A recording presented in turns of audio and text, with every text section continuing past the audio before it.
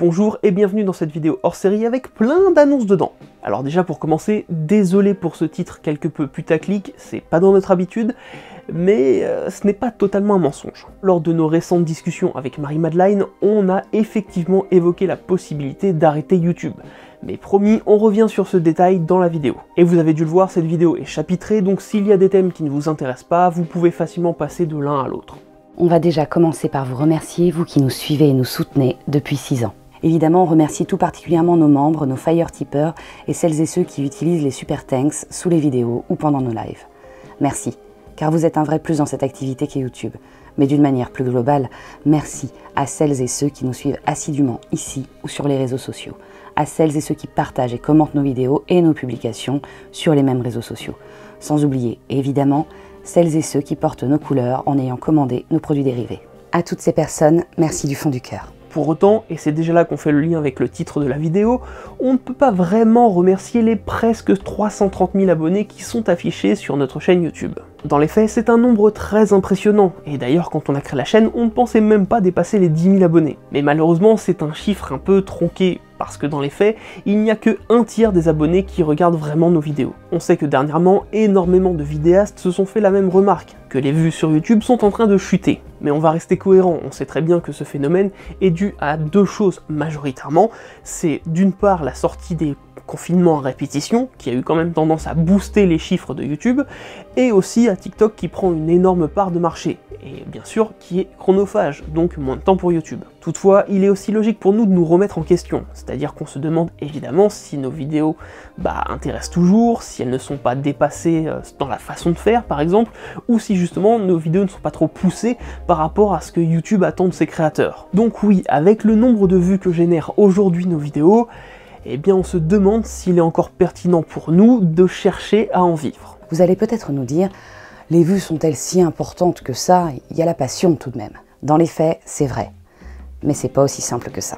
Vous n'avez pas pu le rater, depuis l'année dernière, nous avons commencé à sponsoriser nos vidéos. Et oui, il y a du mieux puisque grâce à cela, nous arrivons à dégager un salaire fixe chaque mois. On sait qu'il y a beaucoup de fantasmes sur le salaire d'un youtubeur, alors on va être transparent, ici le salaire, c'est un SMIC. On vous passe les détails des charges et obligations légales qui font que nous ne touchons pas l'intégralité de l'argent que nous générons en réalité. Mais là, l'essentiel à retenir, c'est que nous ne touchons qu'un seul salaire, alors que nous sommes 2 sur la chaîne. Quel rapport avec le nombre de vues, me direz-vous? Eh bien les marques ne sont pas folles, elles ne regardent plus vraiment le nombre d'abonnés, mais bien le nombre de vues générées par une vidéo dans son premier mois d'exploitation. Et malgré le nombre d'abonnés qui monte, le nombre de vues, lui, diminue. Et les marques, elles le voient. Du coup, elles tirent les prix vers le bas. Donc oui, arrêter YouTube pour reprendre une activité salariale plus classique à temps plein est une possibilité que nous avons évoquée en privé. Alors, est-ce que c'est ce qu'on souhaite? Clairement pas. On fait partie de ceux qui ont eu la chance de réussir à se faire une toute petite place sur le YouTube francophone et on aimerait bien y rester. Même si parfois c'est compliqué, elle nous permet tout de même d'échanger beaucoup de connaissances et d'en apprendre davantage. D'ailleurs, même si on en venait à arrêter d'espérer se dégager 2 SMIC à partir de YouTube, on n'arrêterait pas forcément la chaîne pour autant. On continuerait sans doute à produire des vidéos, mais de manière beaucoup plus ponctuelle. C'est-à-dire qu'on serait bien loin des 1 vidéo par mois. Si on vous dit tout ça, ce n'est évidemment pas pour vous faire flipper. On n'a pas perdu le feu sacré, et d'ailleurs vous le verrez dans les prochaines sections, on a plein de choses à dire sur les nouveautés de l'année à venir. Toutefois, vous pouvez jouer dans cette balance youtubesque par le plus simple des moyens puisque vous l'entendez absolument partout. Likez, commentez, activez la cloche. Oui, c'est très con, mais ça joue réellement sur les statistiques. On le sait très bien, on a une énorme communauté silencieuse. Et on ne vous demandera jamais de mettre des pavés dans les commentaires, mais juste un petit, je sais pas, merci, c'est top, ou pour le référencement comme certains et certaines le font déjà, ça nous suffit. Ensuite, il y a les réseaux sociaux. C'est très con également, mais nous suivre sur les réseaux sociaux, c'est nous aider aussi à être plus visibles. C'est-à-dire que les plateformes individuellement mettent évidemment en avant les posts les plus partagés, les plus likés, les plus commentés, ou les personnes les plus taguées. Et du coup, plus on sera visible sur les plateformes individuelles, plus des gens découvriront notre chaîne YouTube. Et malgré les 330 000 abonnés affichés ici, et même si on prend les fameux 1/3 qui suivent régulièrement nos vidéos, notre plus grosse communauté sur les réseaux, c'est Instagram avec 14 000 abonnés. Donc autant vous dire que le ratio n'est pas ouf. Donc n'hésitez pas à nous suivre sur votre réseau social préféré, et si vous partagez l'une de nos vidéos, n'oubliez pas de nous taguer, et si vous postez quelque chose en lien avec la chaîne, taguez-nous aussi dessus, ça nous fera extrêmement plaisir. Et enfin, et ça c'est seulement si vous en avez la possibilité ou l'envie, devenez membre directement sur la chaîne ou soyez Fire Tipper sur Utip. Dans les faits, si 1% des 330 000 abonnés étaient membres de la chaîne à hauteur de 1 € par mois, et bien ça plus les sponsors, on pourrait vivre tranquillement tous les deux de la chaîne, et donc faire ça à 100%. Mais on n'est pas con non plus, on sait que dans le contexte actuel, on est tous à 1 € près, hein. Donc vraiment, c'est seulement si vous en avez la possibilité et ou l'envie. Donc d'avance, merci énormément pour le moindre petit truc que vous ferez, que ce soit commenter un peu plus, nous suivre sur les réseaux, ou devenir membre. D'avance, merci. Alors maintenant, un peu de joyeuseté, qu'est-ce qui nous attend pour cette année ? Eh bien d'abord, nos grands classiques, les occultures, les curiosités, les occultrucs. Évidemment, malgré les annonces précédentes, il est hors de question qu'on baisse en qualité de recherche. Ça c'est non. On cherchera toujours à vous proposer un contenu inédit. Toutefois, et parce que nous aussi on doit mettre de l'eau dans notre vin et c'est dégueulasse, on va sans doute vous proposer quelques sujets un peu plus mainstream, ponctuellement. On va pas tout vous révéler, mais on pense débarquer avec quelques sujets que vous nous avez pas mal réclamés. En plus de nos 3 formats classiques, il y aura de nouveaux workshops et peut-être même un nouveau rendez-vous en terrain occulte si on a de la chance. Nous sommes actuellement en discussion avec une ville qui serait intéressée par notre venue. Mais pour le moment, rien n'est fait, alors... D'ailleurs, si vous-même vous travaillez dans un lieu historique chargé de légendes et d'histoire, ou tout simplement que vous travaillez au conseil municipal de la mairie, je dis tout simplement, mais c'est pas si simple, n'hésitez pas à nous contacter via notre boîte mail. Et si tout va bien, nous aurons peut-être d'autres vidéos hors série consacrées aux animaux, comme nous l'avions fait pour les chats. Les animaux dans les croyances, c'est pas ce qui manque, alors on espère pouvoir mettre sous le feu des projecteurs l'action de nombreuses associations animales. En plus de tout ça, nous revenons également en live. Et pour ça, avec Marie-Madeleine, on s'est réparti un peu les choses. Elle animera des soirées où elle parlera de films, séries ou encore de livres, et moi je testerai des jeux sur les live gaming comme je le faisais il y a 2 ans. En plus de ça, il y aura aussi des lives un peu plus chill, un peu plus discussion, FAQ, qui seront gérés soit par elle, soit par moi, ou soit tous les deux si on en a la possibilité. Et si vous ne pouvez pas être présent lors de ces lives, mais que vous avez quand même envie de les regarder, pas de souci, on a ouvert une deuxième chaîne qui s'appelle Occulture Replay. Celle-ci réunira tous les lives que nous ferons pour ne pas encombrer la chaîne principale et pour ne pas invisibiliser les replays, comme c'était le cas jusque-là en les mettant dans des playlists sur la chaîne principale. Alors oui, on a déjà donné cette info sur les réseaux sociaux et dans l'onglet communauté de YouTube, donc merci à toutes les personnes qui sont déjà abonnées, mais particulièrement bravo à la vingtaine de personnes qui étaient déjà abonnées avant la moindre annonce. Donc voilà, n'hésitez pas à vous abonner à cette seconde chaîne pour ne rater aucun de nos replays. Et justement, concernant ces lives, il y en a parmi vous qui se demandent pourquoi on ne bascule pas sur Twitch pour les faire. Eh bien, il y a 3 raisons à ça. La première raison, c'est que l'on avait fait des sondages sur Instagram, Facebook, Twitter et sur YouTube pour vous demander justement si vous préfériez qu'on reste sur YouTube ou si on déménageait sur Twitch pour les lives. Et à la grande majorité, eh bien, vous préférez qu'on reste sur YouTube. La seconde raison, c'est que nous avons des membres sur cette chaîne. D'ailleurs, ils sont faciles à reconnaître dans l'espace commentaire puisqu'ils ont un petit badge à côté de leur prénom. Et du coup, lors des lives, ils sont également plus visibles pour nous, ce qui leur offre du coup un autre avantage puisque leurs messages sont beaucoup plus lus lors des lives. Enfin, la troisième et dernière raison, c'est tout simplement qu'à force de discussion, eh bien on a constaté qu'énormément de nos abonnés qui nous suivent en live n'ont pas forcément de compte Twitch, alors qu'un compte YouTube forcément puisqu'ils nous suivent. Donc voilà, pour résumer, les lives, on continue à les faire sur la chaîne principale, on les diffuse ensuite 24 heures plus tard sur la chaîne secondaire qui est Occulture Replay, et tout ceci ne nous empêchera pas de faire des lives aussi sur d'autres plateformes comme Instagram ou encore Twitch. En plus de ça, nous avons aussi débarqué sur TikTok. Au moment de cette vidéo, vous êtes déjà 13 000 à nous suivre là-bas, donc n'hésitez pas à nous y rejoindre si ce n'est pas encore fait. Sur cette plateforme, on mettra des vidéos résumées de nos vidéos YouTube, mais aussi des vidéos exclusives avec des sujets qui parfois ne peuvent pas être traités dans une vidéo longue, tout simplement parce qu'il n'y aurait pas assez de choses à dire. Et les shorts de YouTube, malheureusement, c'est 1 minute max, et là, vraiment, pour le coup, c'est trop court. On y postera aussi sans doute les vidéos tant demandées de présentation des objets du décor. Comme on voit pas très bien comment incorporer ça sur YouTube, TikTok va nous permettre justement de faire ce genre de petites vidéos qu'on voit pas trop comment caler dans notre ligne éditoriale. Concernant maintenant les conventions, vous le savez peut-être ou pas, mais cette dernière année, notre vie a complètement changé. Et du coup, venir en convention, ça demande un peu plus d'organisation. On a déjà dit non à une convention qui devait se dérouler fin septembre, alors qu'on était persuadé de pouvoir y aller. Quoi qu'il en soit, on a très envie de retourner en convention, de venir à votre rencontre, mais malheureusement il y a certains facteurs qui vont jouer et du coup il nous est impossible à l'heure actuelle de confirmer notre venue sur le moindre événement. On espère pouvoir venir, on espère pouvoir s'organiser, on en a très envie, mais à l'heure actuelle on ne sait pas si on va pouvoir bouger de la région parisienne. Mais vous inquiétez pas, vous serez prévenus du coup sur les réseaux sociaux et dans l'onglet communauté de YouTube si on accepte un événement. Voilà, on a enfin fini l'énorme résumé de choses qu'on avait à vous dire, L'essentiel, c'est évidemment de retenir que non, on n'a pas du tout envie d'arrêter YouTube, non, ce sera sans doute pas notre dernière année à proprement parler, mais oui, on va se laisser cette année pour réfléchir, pour voir ce que devient la chaîne au bout d'un an, et puis globalement on se donne rendez-vous pile poil dans un an pour voir comment on gère les choses. Et sur ce, maintenant passons à vos questions. Bonjour à vous, allez-vous traiter de mythologie orientale ou autre dans les prochaines vidéos? Alors les mythologies orientales, oui c'est prévu, et autres, du coup j'ai envie de te dire oui, on va traiter des mythologies en règle générale. Maintenant on ne sait pas quand exactement, mais oui, on va s'attaquer aux mythologies en dehors de l'Europe, si c'est plus ça ta question. Hello, déjà bravo pour votre travail de qualité. Ensuite, vous avez décidé d'intégrer l'occulte dans la pop culture dans vos vidéos, ce qui est top. Du coup, allez-vous faire un format à part ou ce serait redondant? Merci encore d'être les crèmes des profs occultés sur YouTube. Hello, déjà merci beaucoup pour ton compliment. Ensuite, oui, c'est une possibilité qu'on avait évoquée, mais un nouveau format, c'est toujours beaucoup d'investissement, d'argent et c'est aussi moins de temps pour le reste. Donc pour l'instant, c'est en stand-by. À quand une vidéo sur les combustions spontanées? Bonnes vacances à vous trois, prenez soin de vous et à bientôt pour un nouveau moment de culture. Merci beaucoup. Les combustions spontanées, c'est pas pour tout de suite. C'est dans notre liste de sujets à faire, mais ce sera pas pour tout de suite. Quelle créature, peu importe l'origine de celle-ci, craindriez-vous le plus si elle existait dans le monde réel? Alors autant j'adore cette créature, mais je suis aussi persuadé qu'elle me ferait grave flipper si je devais la croiser demain dans la rue, et il s'agit de la manticore. Le Père Noël les gars, je suis paternatalophobe, le Père Noël. Bonjour, petite question, pratiquez-vous une forme d'ésotérisme? Alors ce n'est pas du tout une petite question, bien au contraire, c'est une question très personnelle, et du coup c'est le genre de question auquel on ne répondra pas pour rester le plus neutre possible sur la chaîne, et du coup sur les sujets qu'on traite. Bonjour à vous déjà. Bonjour. D'abord, merci pour le contenu de grande qualité que vous nous offrez, vous êtes au top.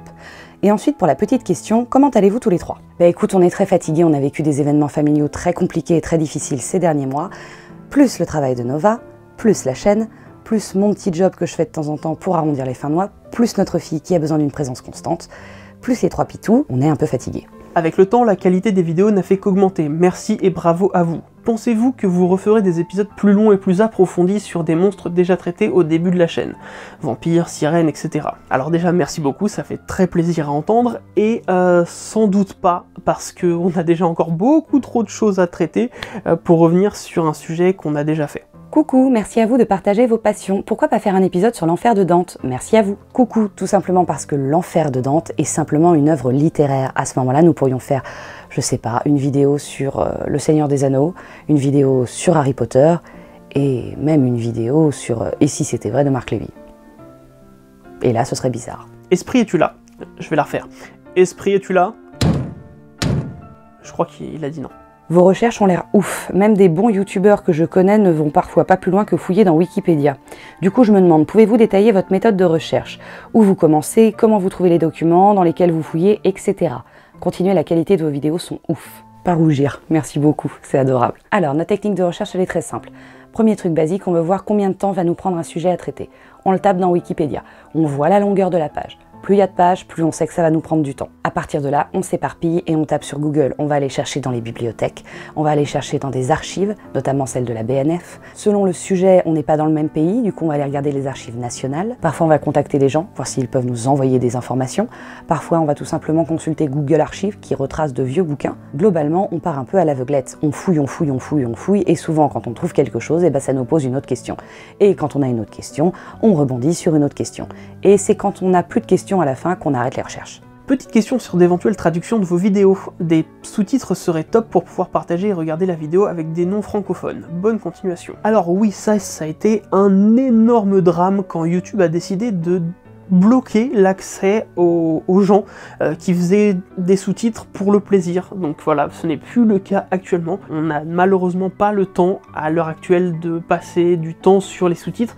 On n'a pas non plus l'argent pour embaucher quelqu'un qui nous ferait des sous-titres. Donc pour l'instant les sous-titres ils sont générés automatiquement par YouTube. Il faudrait qu'on prenne le temps de récupérer ces sous-titres automatiques pour nous les retravailler, réécrire correctement ce que le générateur automatique fait, mais encore une fois c'est du temps et ça c'est ce qui nous manque. Allez-vous parler de personnages de croyances qui n'existent plus, les moires de la mythologie grecque ou Anubis, dieu de la momification dans l'Égypte antique? En soi, on le fait déjà, puisque c'est dispersé dans les vidéos, notamment les chats, où on va parler de l'Égypte antique, où on va parler de la Grèce.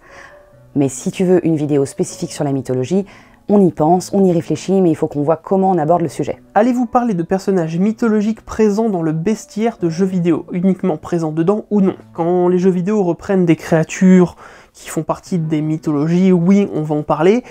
Quand c'est des créatures qui ont été créées pour des jeux vidéo, qui n'ont pas de base solide, qui ne font pas partie des mythologies connues, non, sans doute pas. En tout cas, pour l'instant, on ne s'attaquera pas à ce genre de bestiaire. Dans certains épisodes, il y a une partie narration à la façon d'un conte ou d'une fable, qui en cite souvent une justement. Je suis très fan de cette partie plus romancée. Aura-t-on le droit à des vidéos sur des romans ou des nouvelles utilisant ce type de narration? Merci beaucoup de nous vendre tant de rêves avec quelques cauchemars. Alors, vous savez, ces petites vidéos de contes ou de fables avec la machine à écrire, elles sont excessivement longues à réaliser. La moindre vidéo nous prend plus d'une semaine à elle seule, juste pour cette petite minute. Donc on le fait quand on peut, quand on a vraiment une occasion qui se présente, mais faire tout un roman ou toute une narration là-dessus, ce serait absolument impossible. Une vidéo sur les croyances qui ont plusieurs dieux, et si eux aussi avaient des monstres. Alors oui, puisqu'en fait la majorité des monstres connus aujourd'hui viennent des religions polythéistes, hein. C'est-à-dire que même dans l'Ancien Testament, le Nouveau Testament et le Coran, la plupart des monstres qui sont cités dedans ont des origines polythéistes. Donc oui, forcément, on en parlera. Bonjour à vous, bravo, bon travail comme d'habitude. Je voulais savoir si vous pourriez parler des mythologies celtes et nordiques. J'aime beaucoup ces croyances. PS, merci pour votre chaîne, elle m'aide énormément. Mille merci. Bonjour, c'est prévu, oui, effectivement. Par exemple, on avait déjà un peu parlé des Celtes avec la vidéo sur les Korrigans, mais bien sûr, on n'a pas fini. Et pour la mythologie nordique, on espère pouvoir s'y attaquer cette année. Une vidéo sur tous les massacres qu'ont fait les chrétiens pour imposer leur dogme. Alors non, on pourrait potentiellement en évoquer dans certaines vidéos, mais non, une vidéo sur les massacres chrétiens n'a pas de sens sur notre chaîne, parce que même si on fait beaucoup d'histoires sur notre chaîne, on va pas faire une vidéo sur ça, ça n'a pas de sens. On va préférer justement tout ce qui est ésotérisme, ou parler justement directement de théologisme. Mais alors, parler de guerre, de sainte guerre ou de massacre directement dans une vidéo, non, ça n'aurait pas de sens. Avez-vous un format de vidéo préféré? Les curiosités, les histoires, les légendes? C'est tout simplement les occultures, parce que c'est ceux où nous-mêmes on découvre le plus de choses et où généralement on vous fait découvrir le plus de choses, donc c'est vraiment le plus kiffant. Les occultures pour ma part, parce qu'on peut bien aller au fond des choses et faire des arbres généalogiques qui vous donnent la migraine. Avez-vous vu Incantation? Alors, au moment de cette vidéo, pas du tout. Bonjour, serait-il possible d'envisager une vidéo ou un autre format pour présenter les livres que vous utilisez? J'aimerais beaucoup pouvoir y jeter un coup d'œil moi-même. Bonjour à toi, sur notre Instagram, nous avons créé un groupe de story à la une qui référence les livres que nous utilisons. Salut l'équipe, tout d'abord merci pour le contenu de qualité que vous nous donnez. Sinon ma question c'est quel est le conseil ultime que vous donneriez à quelqu'un qui veut essayer l'aventure YouTube? Et puis plus précisément la création de contenu occulte. Merci à toi et il n'y a pas de conseil ultime parce qu'en fait c'est juste beaucoup de chance je pense. Nous en tout cas on considère qu'on a eu beaucoup de chance, on a eu aussi un énorme coup de pouce de Dog7 à l'époque, donc ça il faut pas le nier, hein. On est passé de 15 000 abonnés à 75 000 abonnés en un week-end, on peut pas nier que c'est un énorme coup de pouce. Maintenant si on devait donner un conseil, aie ton propre style, n'essaie pas de faire quelque chose qui a déjà été fait, n'essaie pas de prendre une recette gagnante, parce que les gens vont le voir. Ils vont voir que tu essayes de coller à quelqu'un d'autre. Crée ton propre style, fais-toi plaisir, surtout le plaisir c'est le plus important. Si tu sens que t'es pas bien dans ce que tu fais, change de domaine. Mais fais-toi plaisir, essaye d'être tolérant, parce que du coup quand tu fais de l'occulte, tu parles de beaucoup de choses, le moindre écart, tu peux t'en prendre plein la gueule, mais voilà, il n'y a pas de conseil ultime, fais-toi plaisir, aie ton propre style, et si tu te lances, bon courage. Bonjour, déjà bravo et merci pour votre travail. J'ai eu mal à la tête pour vous sur la vidéo de Salem et celle de la famille Perron. Question pour tous les deux, quelle est votre affaire, monstre, mythe ou même légende urbaine qui vous fascine le plus et qui vous intéresse le plus? Mes meilleurs sentiments à Pénélope. Alors ta question est pas facile, mais sans doute les ressemblances et les points communs entre toutes les religions monothéistes et polythéistes dans le monde. Je suis fasciné par les expériences de mort imminente et à quel point les choses sont racontées de la même façon, même à travers le temps et selon les différentes religions, même quand les personnes ne sont pas de religion monothéiste. Et Pénélope dit merci. Que pensez-vous sincèrement de la plateforme YouTube? Dans quel contexte évoluez-vous? Vidéos bloquées, commentaires injurieux, merci pour les best-of sur Insta, c'est à la fois effrayant et divertissant. Je t'en prie, même si on doit te l'annoncer, les best-of des commentaires sur Insta vont diminuer, voire arrêter, parce qu'on a reçu aussi beaucoup de commentaires injurieux sur Insta en disant que c'était pas bien ce qu'on faisait, tout ça. Donc on va un peu calmer le jeu là-dessus. Toutefois, concernant la plateforme YouTube, eh bien oui, elle a beaucoup changé ces dernières années, elle n'arrête pas d'évoluer, en bien ou en mal, ça franchement je saurais pas te dire. Ce qui est sûr, c'est que c'est de plus en plus difficile d'avoir de la visibilité sur YouTube. À tout péter, au max du max, nos vidéos sont recommandées à des inconnus à hauteur de 7%. Donc 7% sur l'énormité qu'est YouTube, c'est vraiment pas grand chose. À côté de ça, on va pas se plaindre parce que au moment de cette vidéo, on n'a aucune vidéo bloquée, aucune vidéo démonétisée, on a énormément de chance sur ce point. On sait à quel point YouTube strike à la volée, à quel point des marques comme Warner par exemple, Disney ou la Fox qui viennent striker les vidéos pour le moindre extrait qui est utilisé. Donc non, on a énormément de chance là-dessus. Et après pour les commentaires injurieux, bah écoute, quand tu commences ta chaîne, il faut te blinder, il faut être sûr que tu vas recevoir des critiques sur ton physique, sur ta façon de parler, sur ta caméra, sur ton micro, sur ton décor, bref, tu vas te faire attaquer, faut être blindé, et même si parfois il nous arrive de répondre parce qu'il y a aussi un besoin naturel de se défendre contre certaines attaques, bah clairement on passe outre et on s'en fout complètement, on continue parce qu'on se fait aussi plaisir. Bonjour, hors réseau, YouTube, votre quotidien, vous vivez occulte, style vestimentaire, sortie week-end, déco de la maison, continuez, vous êtes parfait. C'est une question qui revient très souvent en convention et qui nous amuse beaucoup. Alors on va casser un mythe, derrière, beaucoup le pensent, ce n'est pas un fond vert, c'est un véritable décor, c'est une pièce qu'on appelle le Nautilus qui nous sert de bureau et de pièces de tournage. Pour ce qui est du style vestimentaire, ça va dépendre des jours, la musique, occulte, je ne sais pas trop, nous n'allons pas au cimetière toutes les semaines, telle la famille Adams, et les deux couleurs dominantes de décor de notre maison sont le blanc et le gris. Désolé pour la déception. Bonjour, comme vous utilisez souvent dans vos sources des ouvrages rédigés dans d'autres langues, quelles sont les langues étrangères que vous pratiquez? Parlez aux justes lectures. Merci et bon repos. Alors, merci beaucoup. On parle et on lit l'anglais, alors on n'est pas bilingue à 100%, mais à deux on s'en sort très bien. Madeleine et moi, on parle aussi un peu espagnol, moi je pratique le portugais, et Madeleine a quelques notions de russe, ce qui pour l'instant, je crois, nous a pas forcément aidé, si je dis pas de bêtises, mais voilà. Et après on a aussi des amis qui parlent japonais qui peuvent nous aider, mais en termes de lecture, écriture, c'est plutôt l'anglais. Voilà, dans nos sources vous trouverez surtout des choses en anglais. Après s'il y a d'autres langues, bah, on essaie de passer par des traducteurs, alors malheureusement pas des personnes parce qu'on n'a pas de quoi les payer, donc ça va être des traducteurs genre Google Trad, et parfois ça donne des choses un peu étranges, donc on multiplie les traducteurs pour vraiment comprendre ce qui se dit, mais ça reste quand même assez rare. Coucou, désolé si la question a déjà été posée, mais je voudrais connaître votre plus grande phobie. Plein de bisous et à bientôt j'espère. Ma plus grande phobie, ce sont les scorpions. Et c'est un trauma d'enfance en fait à cause d'un film dont je ne me souviens plus du tout du nom, mais si vous le savez, à un moment il y a un scorpion que quelqu'un met dans l'oreille d'un mec et il prend un outil et il s'écrase le scorpion dans l'oreille jusqu'à se niquer l'oreille, et ça m'a traumatisé quand j'étais petit. C'est genre, je crois que je suis tombé dessus, c'était un film qui passait en plein après-midi sur la 6, vraiment ça m'a traumatisé des scorpions. Je vais en citer deux, les araignées et le Père Noël. Plus ou moins le même système, ils rentrent chez toi sans y être invité. Bonjour à vous deux, où avez-vous trouvé vos livres de démonologie? Merci pour vos vidéos, elles sont super intéressantes et extrêmement bien faites, j'adore votre contenu. Bonne journée à tous les deux. Concrètement, tu les trouves un peu partout, c'est pas des... Ce qu'on utilise, c'est pas des livres cachés, c'est pas des secrets, c'est vraiment des choses qui sont éditées plutôt à grande échelle. Bonjour, avez-vous des passions autres que l'occultisme? Ah bah oui, complètement, le jeu vidéo, le cinéma, l'écriture. Oula, oui, mais la liste est longue. L'écriture, l'anatomie, santé animale, la biologie et les grolles. J'ai une passion pour les grolles montagnardes. Pour vous ambiancer en montagne, une seule solution, la coupe de l'amitié, ou la grolle. Hello, j'ai vu passer la photo de Midjourney sur Twitter, du coup je suis curieux. Vous avez essayé de le faire avec un sein NordVPN pour le fun, on n'y avait pas encore pensé, mais voilà ce que ça a donné.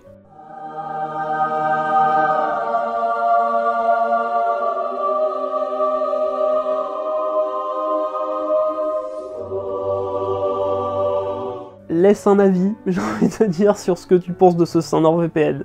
Bonjour, j'aimerais savoir s'il y a un autre projet d'écriture. J'ai dévoré les 3 tomes, merci. Bonjour, d'abord merci à toi. Ensuite, oui, des projets d'écriture, il y en a Beaucoup. Je travaille actuellement sur 2 romans en même temps et j'en ai encore une liste d'à peu près 6-7 autres qui sont réalisables. Toujours dans le même univers. C'est tout ce que je peux dire. À quand un épisode sur les fées? Merci pour votre incroyable travail. Et ben justement, ça fait partie des épisodes les plus demandés, donc il y a de grandes chances que ça arrive cette année. Voilà, c'est tout ce que je peux te dire. Bonjour à vous, merci beaucoup pour votre travail. Un jour peut-être un épisode sur la Wicca et ce qu'elle emprunte au folklore européen. Bonjour, merci à toi de le suivre ce travail, et oui, une vidéo sur la Wicca, c'est prévu. Avez-vous des feats à venir? Et sinon, avez-vous quelques feats que vous aimeriez faire en particulier? C'est pas prévu pour le moment, ça demande quand même à chaque fois un peu plus d'organisation, donc en fait à chaque demande de participation, faut attendre que l'autre personne envoie ses fichiers, ça peut prendre un peu de temps, donc il y en aura sans doute pas beaucoup dans l'année à venir, et oui, si on devait faire un feat, on l'a déjà dit plusieurs fois, on adorerait travailler avec l'équipe du Joueur du Grenier, mais malheureusement, nos univers sont assez distants, et en fait, il y a plus de chances que eux veuillent travailler avec nous sur un jeu vidéo qui parlerait d'occulte, plutôt que nous, on leur demande de participer, même si on adorerait le faire, hein, et je suis pas sûr qu'ils vont demander à faire un truc avec nous. Coucou à tous les trois, je pense aussi à Louve qui œuvre pour la chaîne. Justement, au sujet de la chaîne, avez-vous parfois envie d'aborder des sujets qui ne rentrent pas dans la ligne éditoriale de votre chaîne? Si oui, lesquels? On a très souvent envie de parler d'autres choses, parfois un peu d'actualité, parfois de jeux vidéo, de livres, de BD qui sont pas forcément en lien avec la chaîne, mais du coup on a nos comptes perso sur les réseaux sociaux, donc Nova Alexandre et Marie-Madeleine, on a nos comptes perso, où on discute un peu de tout ce qu'on veut autre que autour de culture, donc si vous voulez aussi nous suivre là-bas, n'hésitez pas. Quand on a envie de parler de jeux vidéo, on fait des lives. Quand on a envie de parler de bouquins, on fait des lives. Quand on a envie de parler de cinéma, on fait des lives. Et quand on a envie de parler de séries, on fait des lives. Donc finalement, comme ça, on s'en sort à peu près. Une vidéo sur le cannabis dans le monde de l'occulte, ça vous dit? Alors je sais pas si le cannabis est très utilisé dans le monde de l'occulte, mais si c'est le cas, on serait totalement capable de le faire, oui. Sans détour, du tac au tac, là maintenant, tout de suite, le sujet actuel qui vous préoccupe le plus, le danger que représente le réseau tentaculaire de la dérive sectaire, qui est l'anthroposophie, le réseau d'antivax QAnon radicalisé qui s'organise en sous-marin, l'arrêt soudain de la série Anne with a E sur Netflix. J'adore Anne with a E, mais la 1.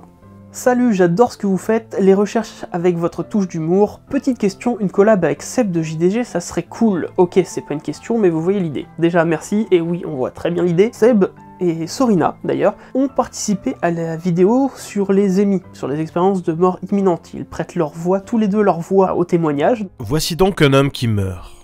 Et tandis qu'il atteint le paroxysme de détresse physique, il entend le médecin constater son décès. J'ai découvert que je le voyais de tous les côtés à la fois. Je me suis vue sur la table d'opération. Encore une fois, merci Seb, merci Sorina. Ça a été un plaisir de vous avoir comme guest vocaux. Maintenant, Seb, oui, on aimerait bien l'emmener sur un rendez-vous en terrain occulte, mais encore une fois, ça demande de l'organisation, ça demande du temps, et je pense que l'équipe de Joueurs du Grenier en manque beaucoup plus que nous, donc je pense que ça va être très compliqué d'organiser ça, même si on adorerait. Je pense qu'on va rester sur potentiellement du feat ou du vocal, voilà. J'ai trouvé très intéressante et très détaillée la vidéo sur Salem. On sent qu'il y a beaucoup de recherches, de travail d'archives sur certaines vidéos, comme celle de Robert la Poupée. Ma question est-ce que toutes vos recherches se font via Internet? Ou avez-vous pu obtenir de la documentation aussi détaillée sur des archives historiques d'autres pays? Alors, la plupart de nos recherches se font sur Internet. Mais, sur Internet, nous avons également accès à des archives scannées. Ça a été le cas pour Salem, ça a été le cas pour Robert la Poupée.